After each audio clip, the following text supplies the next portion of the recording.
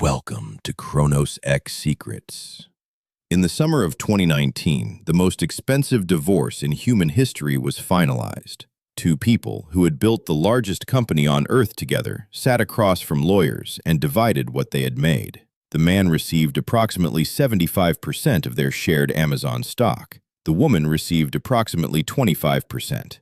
And the world assumed that the man, Jeff Bezos, was the one to watch. What happened next was not what anyone expected. The woman, whose name was MacKenzie Scott, proceeded over the following 5 years to give away more money to more organizations more quickly and with less fanfare than any philanthropist in the history of the United States. She did not build a foundation with her name on it. She did not hire a large team of analysts to vet recipients. She did not attach conditions, reporting requirements, or her own visibility to her gifts. She simply found the people doing the work and she wrote them checks. Enormous checks. And the story of who she is, where she came from, and why she chose to do things this way is something the world has been quietly trying to understand ever since. This is her story. She was born April Taylor on April 7, 1970, in San Francisco, California. Her father was a financial planner. Her family moved when she was young, and she grew up in Marin County, across the bay from San Francisco, in the kind of comfortable but not extravagant environment that produces, occasionally, a certain kind of quietly determined person.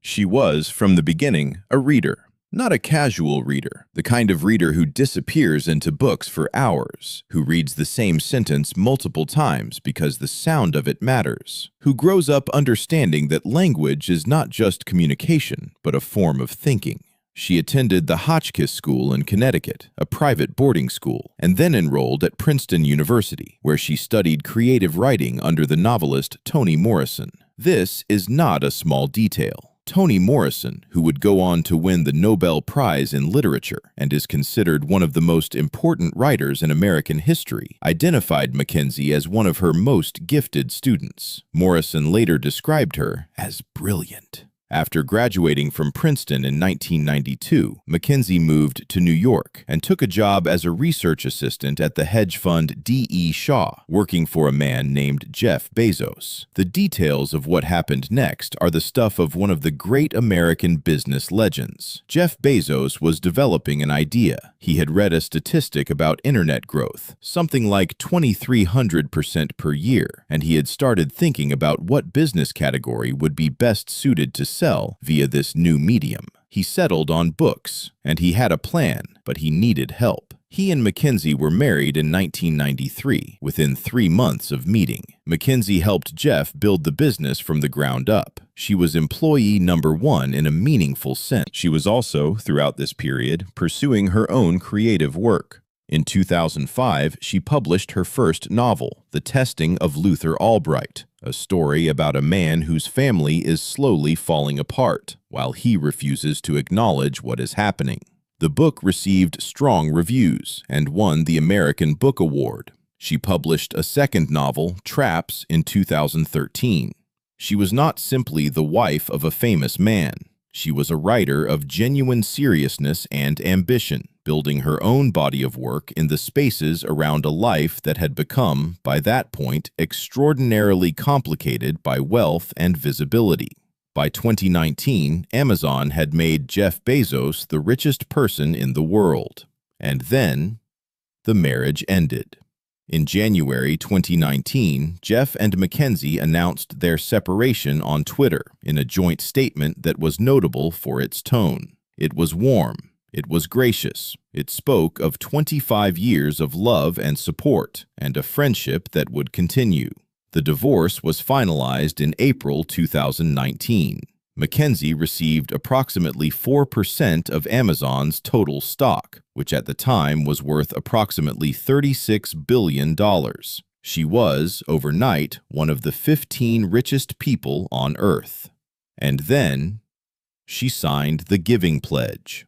The Giving Pledge is an initiative founded by Bill Gates and Warren Buffett, in which the world's wealthiest individuals commit to giving away the majority of their wealth to philanthropic causes. MacKenzie signed it within months of her divorce. She wrote a letter explaining her intention. She said she would give away the majority of her wealth. She said she intended to do it thoughtfully, and she said she understood that she had not earned this money through her own merit alone, that she was the recipient of a divorce settlement from a business she had helped start, but that had grown into something far larger through the efforts of many other people. This honesty was noted. Most people in her position do not say things like that. And then she started giving. In December 2020, she announced she had given away $4.2 billion in the preceding 4 months. 4 months. $4.2 billion to 384 organizations. The organizations included historically black colleges and universities, food banks, community foundations, organizations serving indigenous communities, legal aid organizations, arts institutions, and dozens of other groups working in areas most major philanthropies had historically underfunded. The method was as striking as the scale. She did not announce the gifts in advance. She did not set up a formal application process through which organizations would compete for her funding. She researched the organizations herself, with a small team, identified the ones doing the most effective work in areas of greatest need, and transferred the money directly. No strings attached, no reporting requirements, no naming rights, no press events. In many cases, the organizations receiving her gifts did not know it was MacKenzie Scott had disrupted philanthropy, the same way Amazon had disrupted retail. By looking at how the system worked, identifying the inefficiencies, and doing something completely different. And she was not done. In 2021, she gave away another $2.7 billion. In 2022, more billions. Each announcement was made simply through a post on Medium, in her own quiet, precise voice, describing what she had learned about the organizations she had supported and why she trusted them. She has given away, by various estimates, more than $14 billion since the divorce. To put that in perspective, that is more than the entire annual budget of many countries. And she has done it while actively trying not to be famous for doing it. In 2021, something unexpected happened. MacKenzie Scott married Dan Jewett, a science teacher at a private school in Seattle. The marriage was announced quietly, again through a brief statement. He was not a billionaire. He was not a tech entrepreneur. He was a teacher. The internet found this fascinating and touching in roughly equal measure.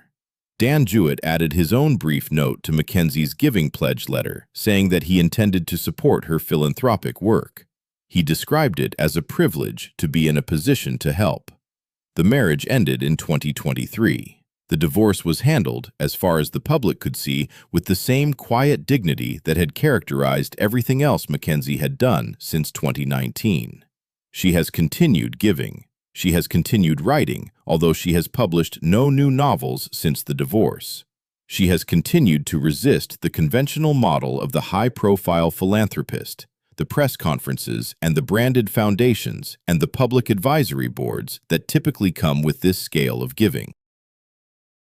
What she has built is something the philanthropic world is still trying to categorize. Some analysts have criticized her approach. They argue that giving large amounts of unrestricted money to organizations without rigorous evaluation can be inefficient, that some organizations may not have the capacity to absorb and deploy large gifts effectively. These are reasonable concerns, and they are not entirely without evidence, but the organizations that have received her gifts have, in surveys and assessments, described the experience of unrestricted large-scale funding as transformative in ways that go beyond any specific program or initiative. It gives organizations the stability to plan, to pay their people well, to take risks, to stop worrying about survival and start thinking about growth. The debate about the best way to give away large amounts of money will continue long after MacKenzie Scott has given hers away, and she will have given hers away. She has said as much. Her intention is to give away substantially all of her wealth within her lifetime.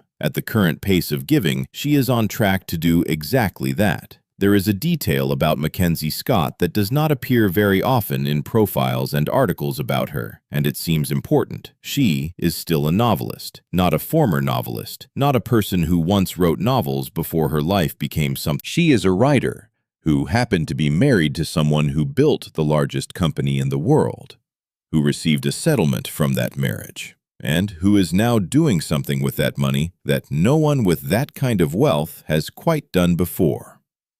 She once wrote in a letter about her giving that she had no idea what to do with the situation she found herself in, that she was trying to figure it out, that she was making mistakes and learning from them. This level of honesty, in a world where wealth at this scale is almost always accompanied by elaborate self-justification and brand building, is itself remarkable. She is not trying to be remembered as a great philosopher.